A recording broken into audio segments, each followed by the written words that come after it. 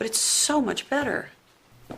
Despite recent failures, you cannot argue that the Marvel Cinematic Universe has been generally a massive success.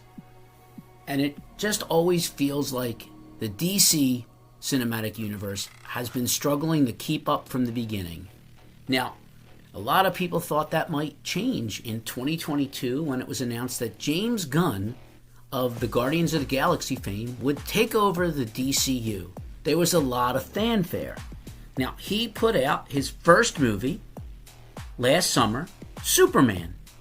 Now, Superman was a little bit of a financial success. It made a little bit of money, but it made less money than the previous Superman film, which was Man of Steel. And, they were kind of hoping for a bigger success.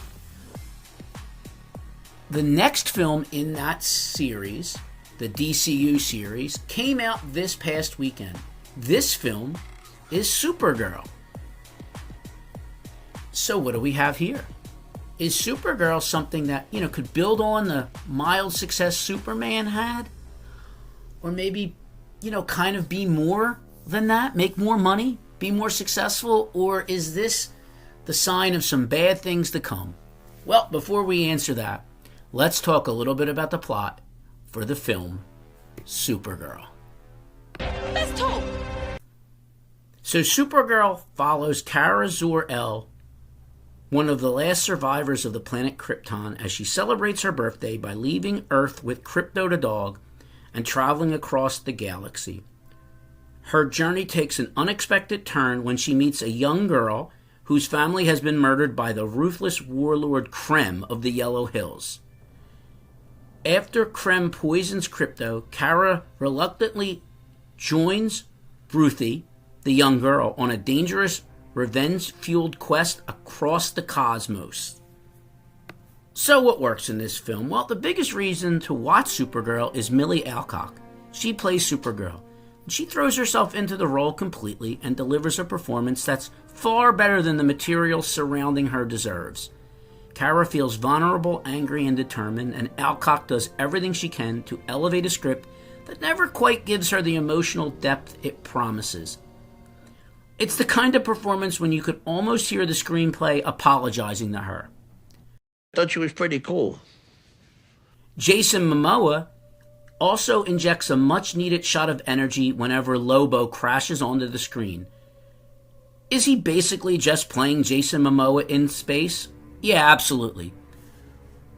But, when the alternate is another 5 minutes of painful, generic exposition, that's hardly a complaint.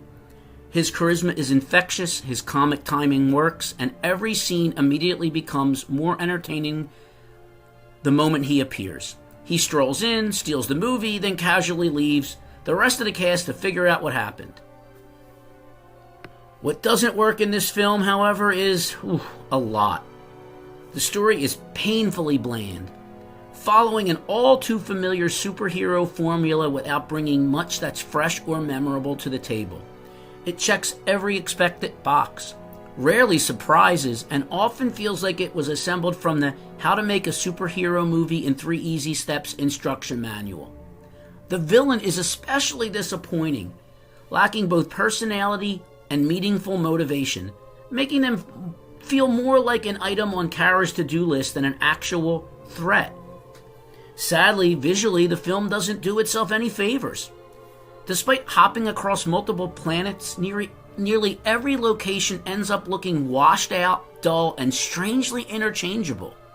By the halfway point, it's easy to forget where the characters have traveled across the galaxy or simply walked around the corner. The environments blend together into one giant beige blur, robbing the adventure of any real sense of scale or wonder. For a movie that's supposed to span the cosmos, it somehow makes the universe feel surprisingly small. And even worse, the pacing somehow makes the movie, which is really not that long, feel like it overstays its welcome.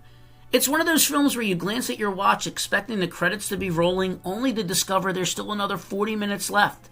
That's not suspense, that's endurance.